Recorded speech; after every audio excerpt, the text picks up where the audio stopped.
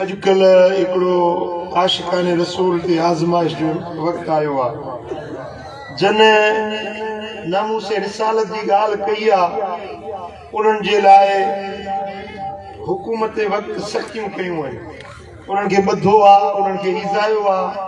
मां हुकूमत पाकिस्तान खां मुतालबो कयां थो त PLP वारा आशिक़ाने रसूल आहिनि, उन्हनि खे जेको बेगुनाह ॿधो वियो आहे, जॾहिं कोर्ट ऑर्डर ॾिनो आहे आज़ाद करण जो, त ॿधण जो कहिड़ो जवाज़ आहे?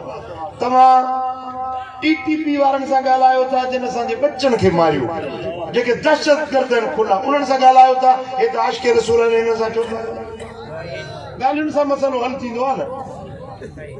हुकूमत सां असां मुतालबो कयूं था त इन आशिक़ाने रसूल खे ईज़ायो न वञे ऐं उन सां ॻाल्हियूं कयूं वञनि, मुज़ाकिरात कया वञनि ऐं इहो सख़्ती वारो रस्तो बंदि कयो वञे।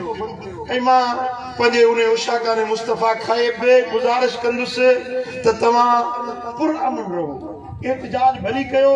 एहतिजाज करणु असांजो कानूनी इख़लाक़ी हक़ आहे, एहतिजाज करे सघिजे थो, पर उन में अहिड़ो एहतिजाज जंहिंसां कंहिंजी जान वठी विझो या कंहिंजे अमलाक खे नुक़सान पहुचायो या मुस्लमाननि खे अज़ियत ईज़ा में विझो, इहो असांजे दीन जी असांखे इजाज़त न आहे।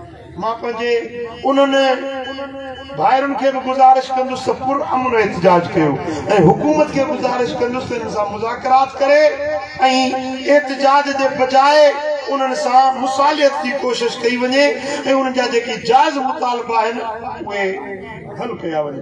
जेके असीर आहिनि, कैदी आहिनि, उन्हनि खे आज़ाद कयो वञे।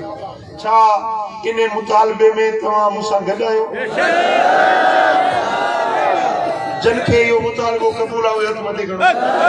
लब्बैक लब्बैक या रसूल अल्लाह, लब्बैक लब्बैक लब्बैक या रसूल अल्लाह, लब्बैक।